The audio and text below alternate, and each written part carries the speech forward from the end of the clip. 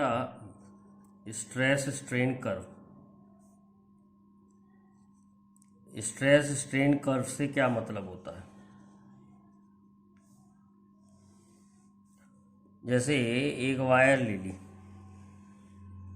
इस पे एक लोड लटका दिया और धीरे धीरे लोड को बढ़ा रहे हैं। Load is increase slowly. Load is increase slowly. Slowly slowly load को बढ़ाएंगे और स्ट्रेस और स्ट्रेन की वैल्यू कैलकुलेट करके प्लॉट करेंगे। तो कैसा ग्राफ आता है?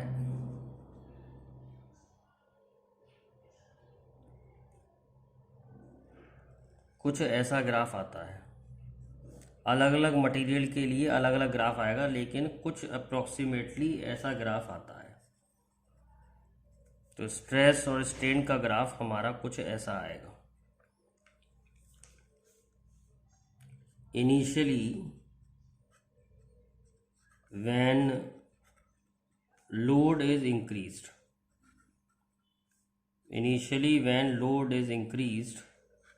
stress is directly proportional to strain.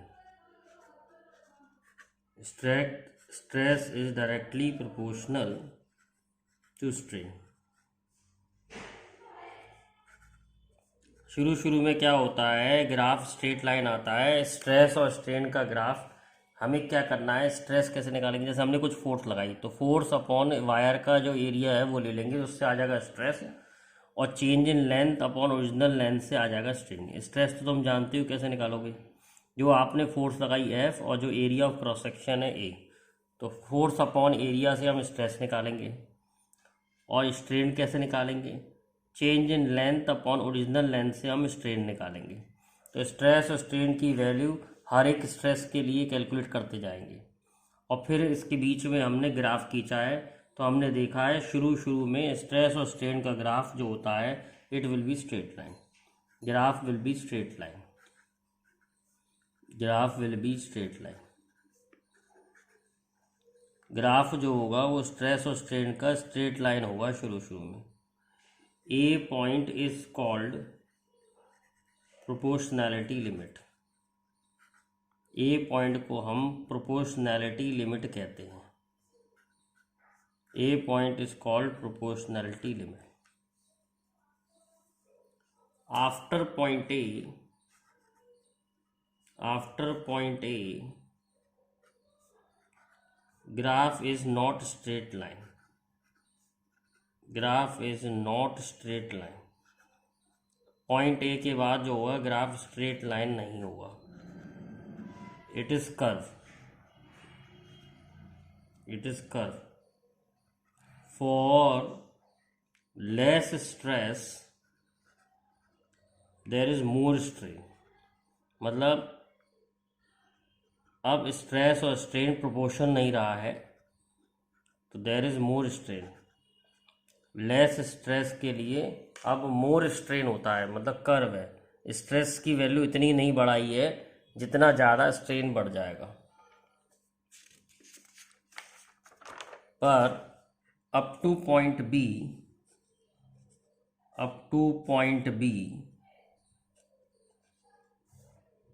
Material is elastic. Material is elastic.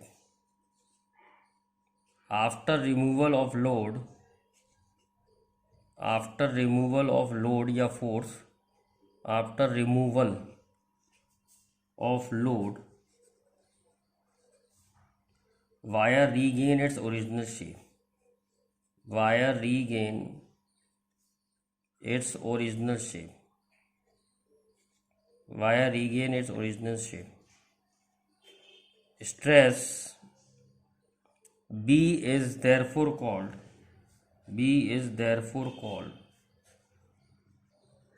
called elastic limit or yield point.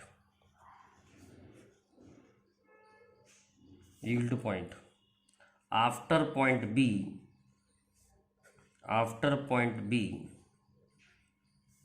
let's take C.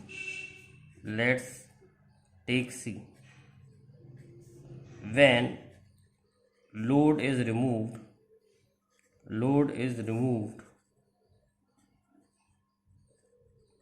wire gets permanently strained.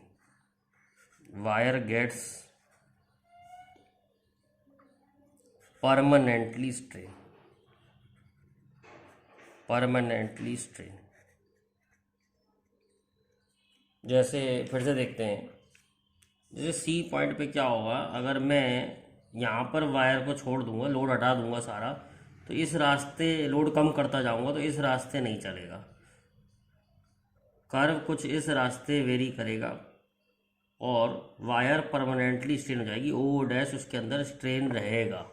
तो C point B point के बाद किसी भी पॉइंट पे देखेंगे तो वायर परमानेंटली स्ट्रेन हो जाता है। Point D is called maximum stress. Point B is called maximum stress और ब्रेकिंग स्ट्रेस। पॉइंट बी से ज़्यादा स्ट्रेस लगाने पर वायर ब्रेक हो जाती है, तो इसका नाम क्या रख दिया हमने, मैक्सिमम स्ट्रेस या breaking stress. After point D,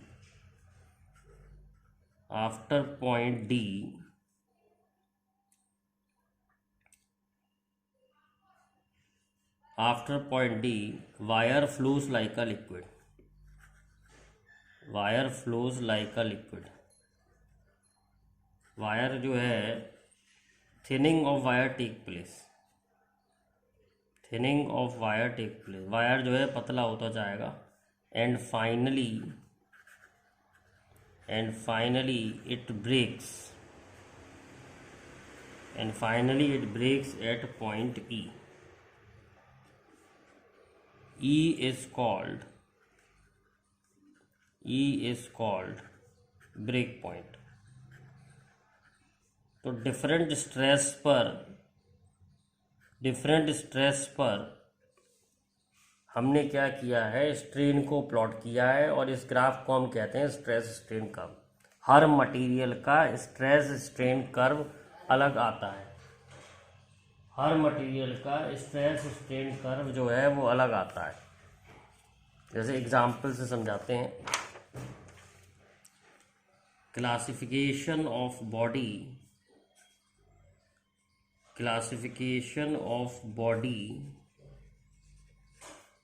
on the basis of stress strain curve.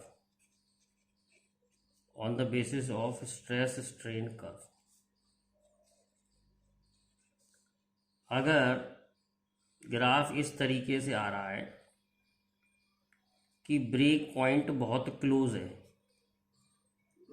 Break point जो है वो क्लोज है, इसका मतलब ये हुआ कि वायर जल्दी टूट जाता है या वायर ब्रिटल है। तो wire is brittle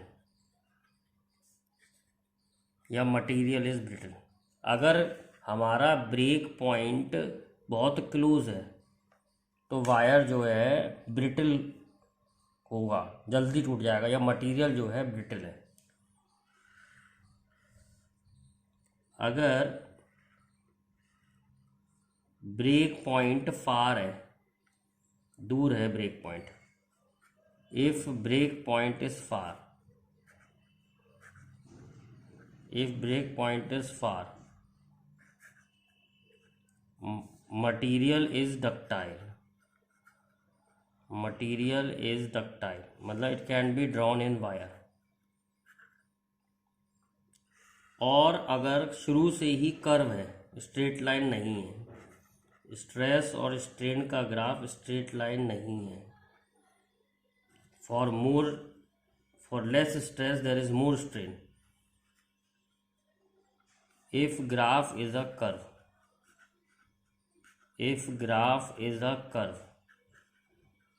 that is for less stress there is more strain, there is more strain, material is elastomer. ऐसे मटीरियल को हम क्या कहते हैं? इलास्टोमर। Material is elastomer. तो ये हमने पढ़ा कि स्ट्रेस स्ट्रेन कर्व देख करके हम कैसे बता सकते हैं कि कौन सा मटेरियल कैसा है। एक छोटा सा एग्जाम्पल लेते हैं। जैसे हमें दो ग्राफ दे रखे हैं, स्ट्रेस स्ट्रेन कर्व के हमें दो ग्राफ दे रखे हैं। एक दे रखा ए, एक दे रखा बी। सबसे पहला सवाल ये पूछा है कि which is more elastic, which is more elastic, A और बी। तो बेटा ध्यान रखें, स्ट्रेस स्ट्रेन ग्राफ का जो स्लोप होता है यानी tan थीटा जो होता है वो हमें स्ट्रेस अपॉन स्ट्रेन बताता है, और स्ट्रेस अपॉन स्ट्रेन को हम मॉडुलस कहते हैं, modulus of elasticity, modulus of elasticity. Since modulus of elasticity, modulus of elasticity is more for A, graph का स्लोप ज़्यादा है, सॉरी फॉर B, ग्राफ का स्लोप ज़्यादा है B का A से, तो इसका यंग मॉडुलस भी ज़्यादा आएगा। तो हम कह सकते हैं B is more elastic, B is more elastic.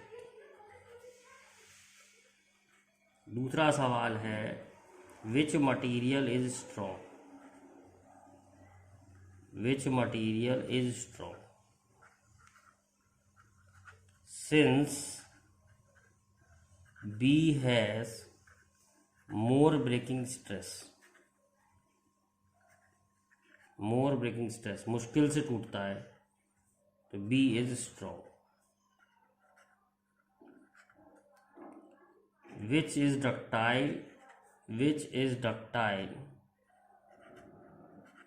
and which is brittle, which is brittle, कौन सा डक्टाइल है कौन सा ब्रिटल है? तो ए के लिए ब्रेक पॉइंट पास है तो ए बेटा ब्रिटल हो गया, और बी के लिए ब्रेक पॉइंट दूर है तो बी जो हो गया वो डक्टाइल हो गया। तो इस तरीके से हम ग्राफ वाले क्वेश्चन सॉल्व कर सकते हैं।